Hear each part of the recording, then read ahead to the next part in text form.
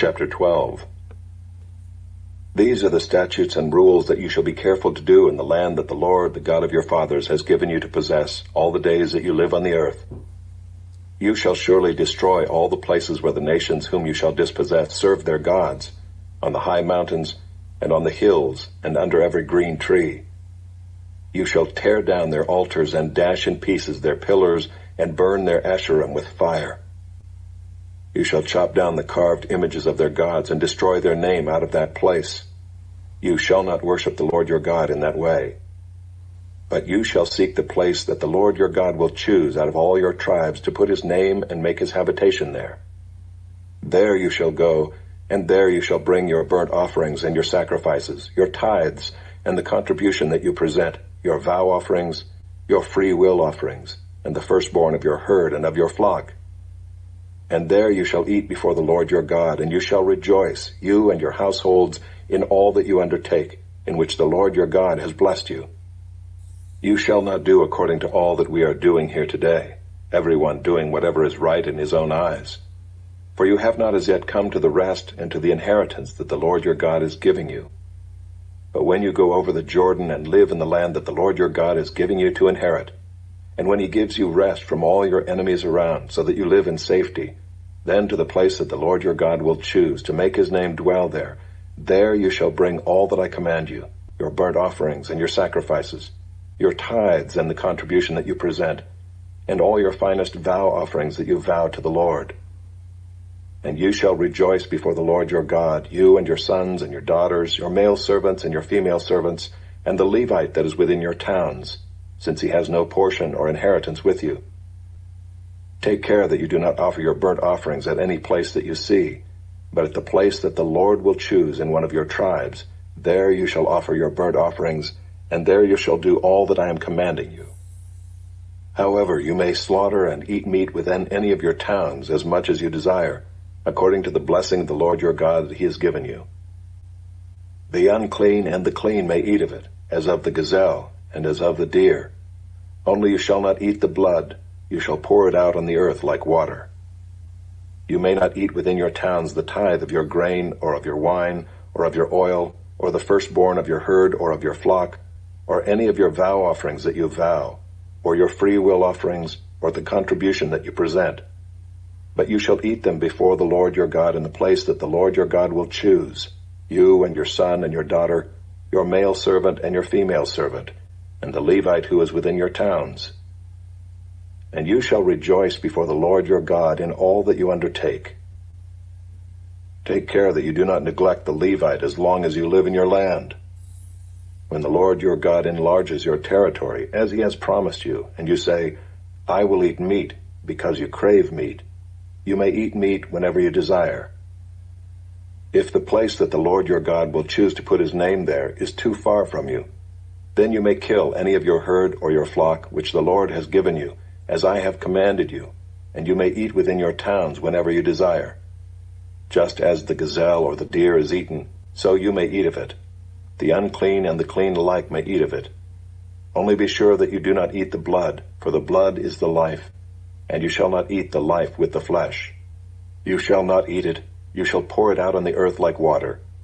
You shall not eat it, that all may go well with you and with your children after you, when you do what is right in the sight of the Lord. But the holy things that are due from you, and your vow offerings, you shall take, and you shall go to the place that the Lord will choose, and offer your burnt offerings, the flesh and the blood, on the altar of the Lord your God. The blood of your sacrifices shall be poured out on the altar of the Lord your God, but the flesh you may eat. Be careful to obey all these words that I command you, that it may go well with you and with your children after you forever, when you do what is good and right in the sight of the Lord your God. When the Lord your God cuts off before you the nations whom you go in to dispossess, and you dispossess them and dwell in their land, take care that you be not ensnared to follow them, after they have been destroyed before you, and that you do not inquire about their gods, saying, How did these nations serve their gods, that I also may do the same? You shall not worship the Lord your God in that way, for every abominable thing that the Lord hates they have done for their gods. For they even burn their sons and their daughters in the fire to their gods. Everything that I command you, you shall be careful to do. You shall not add to it or take from it. Psalm 97. The Lord reigns. Let the earth rejoice. Let the many coastlands be glad. Clouds and thick darkness are all around him. Righteousness and justice are the foundation of his throne.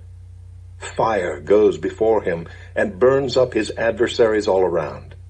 His lightnings light up the world. The earth sees and trembles. The mountains melt like wax before the Lord of all the earth. The heavens proclaim his righteousness, and all the peoples see his glory. All worshippers of images are put to shame, who make their boast in worthless idols. Worship him, all you gods. Zion hears and is glad, and the daughters of Judah rejoice because of your judgments, O Lord. For you, O Lord, are most high over all the earth. You are exalted far above all gods. O you who love the Lord, hate evil. He preserves the lives of his saints. He delivers them from the hand of the wicked. Light is sown for the righteous, and joy for the upright in heart. Rejoice in the Lord, O you righteous, and give thanks to his holy name. Psalm 98. A Psalm. Oh, sing to the Lord a new song, for he has done marvelous things. His right hand and his holy arm have worked salvation for him. The Lord has made known his salvation. He has revealed his righteousness in the sight of the nations. He has remembered his steadfast love and faithfulness to the house of Israel. All the ends of the earth have seen the salvation of our God. Make a joyful noise to the Lord, all the earth. Break forth into joyous song and sing praises. Sing praises to the Lord with a lyre and the sound of melody, with trumpets and the sound of the horn. Make a joyful noise before the King, the Lord. Let the sea roar and all that fills it, the world and those who dwell in it. Let the rivers clap their hands. Let the hills sing for joy together before the Lord, for he comes to judge the earth. He will judge the world with righteousness and the peoples with equity. Chapter 40. Comfort, comfort my people, says your God. Speak tenderly to Jerusalem and cry to her that her warfare is ended, that her iniquity is pardoned, that she has received from the Lord's hand double for all her sins. A voice cries, in the wilderness prepare the way of the Lord, make straight in the desert a highway for our God. Every valley shall be lifted up, and every mountain and hill be made low. The uneven ground shall become level, and the rough places a plain. And the glory of the Lord shall be revealed, and all flesh shall see it together, for the mouth of the Lord has spoken. A voice says, cry. And I said, what shall I cry? All flesh is grass, and all its beauty is like the flower of the field. The grass withers, the flower fades, when the breath of the Lord blows on it. Surely the people are grass. The grass withers, the flower fades, but the word of our God will stand forever. Go on up to a high mountain, O Zion, herald of good news. Lift up your voice with strength, O Jerusalem, herald of good news. Lift it up, fear not. Say to the cities of Judah, behold your God. Behold, the Lord God comes with might, and his arm rules for him. Behold, his reward is with him, and his recompense before him. He will tend his flock like a shepherd. He will gather the lambs in his arms. He will carry them in his bosom, and gently lead those that are with young.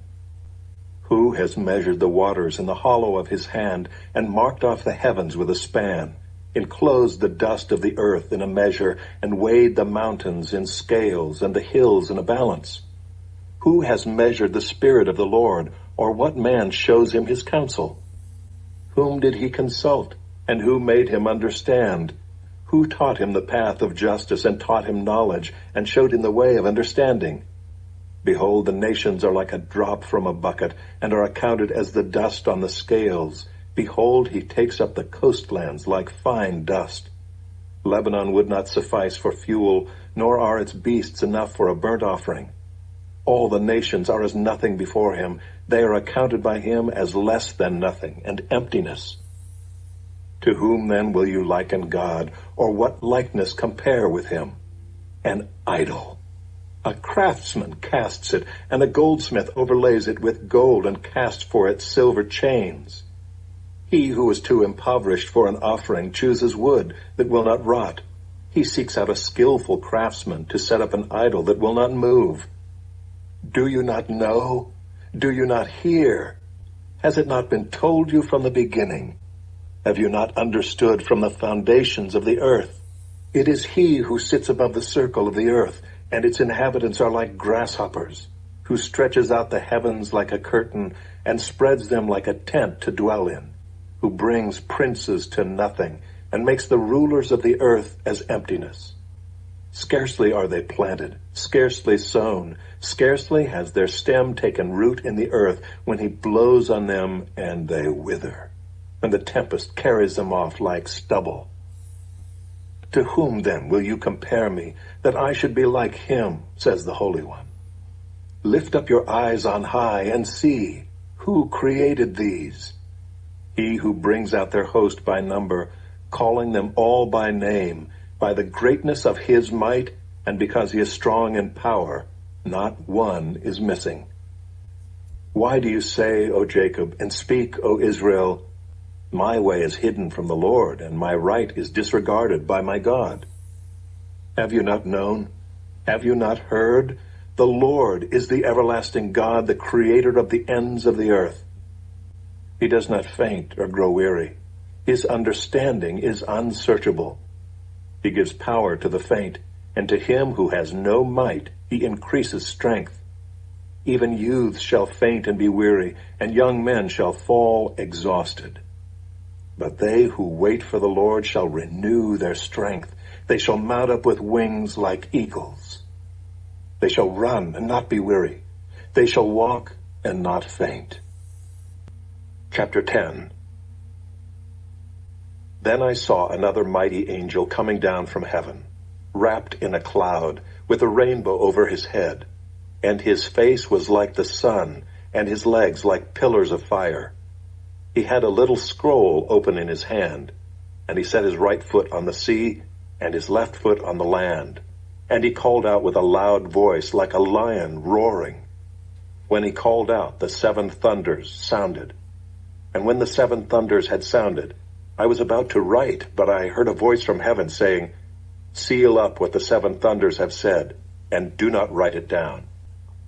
And the angel whom I saw standing on the sea and on the land raised his right hand to heaven, and swore by him who lives forever and ever, who created heaven and what is in it, the earth and what is in it, and the sea and what is in it, that there would be no more delay, but that in the days of the trumpet call to be sounded by the 7th angel, the mystery of God would be fulfilled, just as he announced to his servants, the prophets. Then the voice that I had heard from heaven spoke to me again, saying, Go, take the scroll that is open in the hand of the angel who is standing on the sea and on the land. So I went to the angel and told him to give me the little scroll. And he said to me, Take and eat it. It will make your stomach bitter, but in your mouth it will be sweet as honey. And I took the little scroll from the hand of the angel and ate it.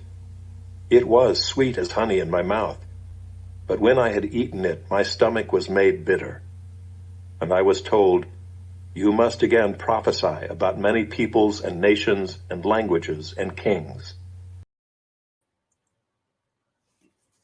The word of the Lord. Thanks be to God. Father, thy word is a lamp unto our feet, a light unto our path. And as we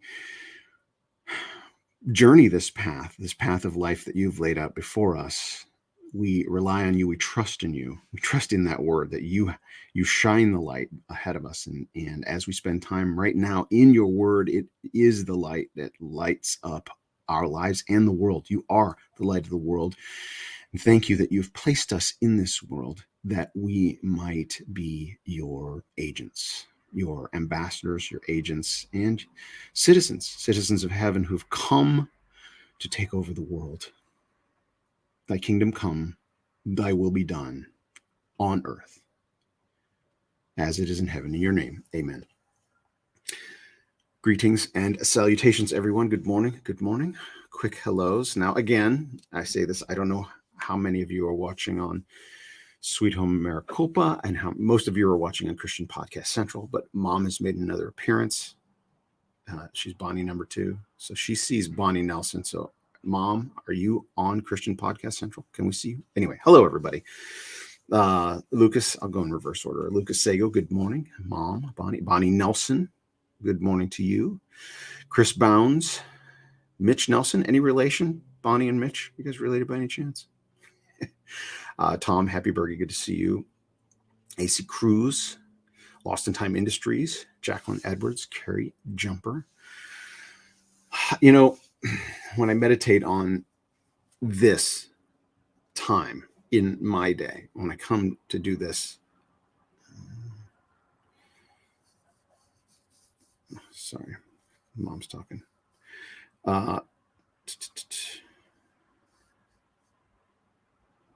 Yeah, no relation. I get that. Mom, are you on? I know you're on YouTube. Bonnie, don't have any other platform. Are you on? There's 2 YouTube channels: Christian Podcast Central and Sweet Home Maricopa. All right. Anyway, not going to. We'll figure that out later, because I love it when, Mom, you interact with the other people in the comment section. And if you're on Sweet Home Maricopa, you're not going to see all the comments. So if you're on Christian Podcast Central, you'll see the comments. Okay, so when I meditate about this time with you guys, it's some of you have been here for over a year. This is our second time through the Bible in a year, and so I enjoy hanging out with y'all. I really do, and having this stability, right? There's an anchor point. Some people have lives that are different every day, and some people have lives that are exact same every day, and mine's kind of in between. But this is the anchor, because it's we're not just spending time in the Word. The most important thing anybody should be doing, right? We're doing that, but we're doing it together. So we're obeying the Word by not just consuming it, by consuming it together and being in one accord, in one spirit. And it's more important. Well, I shouldn't say that. I was going to say it's more important. It's as important to consume the Word and be together as it is to physically be in each other's presence. So I just appreciate all of you. All right, real quick, I hit some of these verses. Just going to skip Deuteronomy today. Been spending a lot of time in Deuteronomy lately, but was it 97 verse 97 or 98? The Lord reigns. Oh, yeah, sorry, I was looking at the wrong verse. All worshippers of images are put to shame, who make their boasts in worthless gods.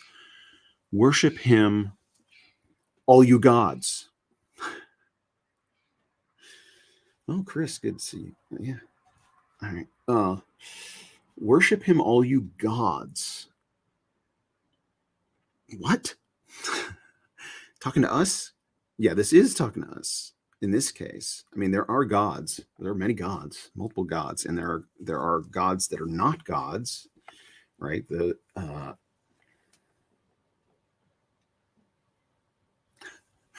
Sorry, distracted by the comments. It's good. Keep commenting. Oh yeah, Lucas, you got to get to work. Keep this in your earbud or whatever. There are gods, and there are gods that are not gods, like the idols that are crafted, that are just objects made of material. But then there are also deities, right? The non-physical, the Elohim, the angelic beings. And I don't mean angels versus demons. Demons are angelic beings as well. Like the angelic, I just mean the angelic realm, the non-physical realm. And those are referred to as gods or sons of God or the divine council. So the language, you have to take it in context. When is it referring to those entities, and when is it referring to us? And this one looks like it's referring to us, because Verse 7, all worshipers of images are put to shame, right? It's directing this line, all worshipers of images. That's us, it's humans, right? Who make their boasts in worthless idols, worship him, all you gods, right? So we are, mom has made all right, good, figured it out. All right. I'm going to move on from that. I'm just too distracted. All right, Isaiah chapter 40. I keep saying I'm going to do a little more background for you guys when we get into the prophets, the major prophets, the minor prophets in the context, and I promise I will do that probably next time through. But Isaiah 40 is a transition point in Isaiah. He wrote at different times in his life. He didn't just sit down one day and write all of Isaiah. God spoke to him multiple times. And so these are all multiple separate entries that are compiled into one book. And sometimes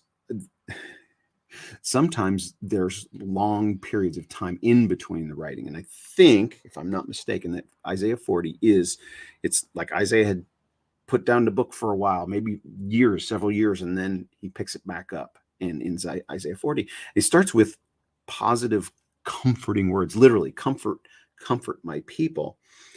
And they're going into exile. Let's see. He was talking, Babylon's about to take over. Well, no, it's not in Isaiah's lifetime. He prophesied that Babylon would come,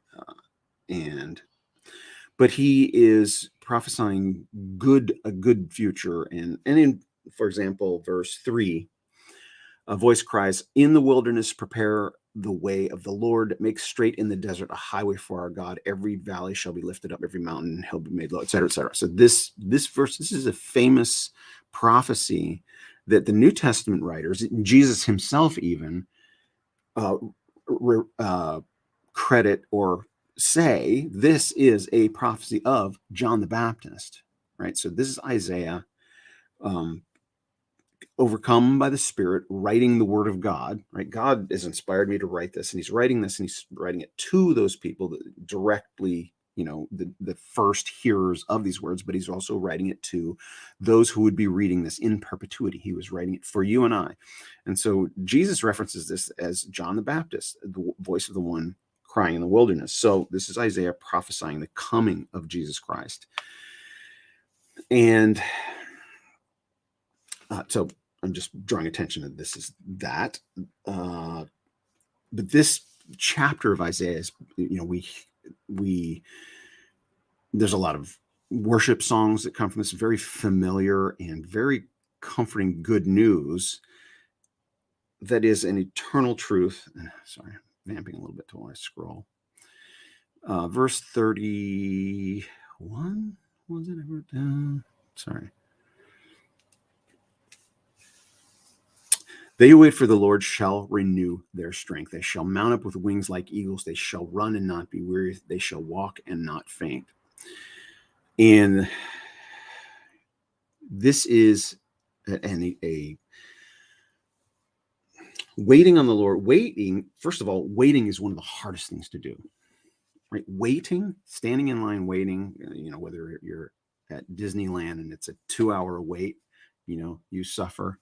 Or you're in the waiting room of the hospital, or just waiting especially waiting for something you are looking forward to. Well, I don't know, waiting in general, but waiting on the Lord it's like perpetual. And it's like, are we going to see all of the fulfillment of all of these things here and now? And it's yes and no, right? It's like you see with the Spirit, you see the promises of God. You, as I repeatedly articulate here, you exist in 2 dimensions of time, at least, right? When I talk to my astrophysicist friends, I was like, well, you think there's at least one other dimension of time. There could be a third dimension of time. And when you get to that kind of talk, it's like that transcends my ability to compute, right? I don't know what you're talking about. I can't even describe a second or third dimension of time. But the notion, and the best way for me to explain it is that you exist in the linear and the eternal simultaneously, right? Like you are seated at the right hand of God with Christ right now. Oh, I'm going to go on this little tangent. I only have one other note, but so I'll go on this tangent right now. So J.P. Moreland, those of you who've been following along know that he's like a hero of the faith for me. Is one of the referred to as one of the 50 smartest and 50 most influential thinkers alive today. J.P. Moreland, and he's been my mentor from afar. I've read a bunch of his books and I've spoken to him, and so he's had an incredible influence on my life. And he is surrounded by angels. Right, this intellectual is convinced that he has 3 angels that we don't know if they're always with him or they just appear with him at different times. And he has not seen them himself, but he knows, he's convinced, firmly convinced, that he has 3 angels guarding him, protecting him, surrounding him.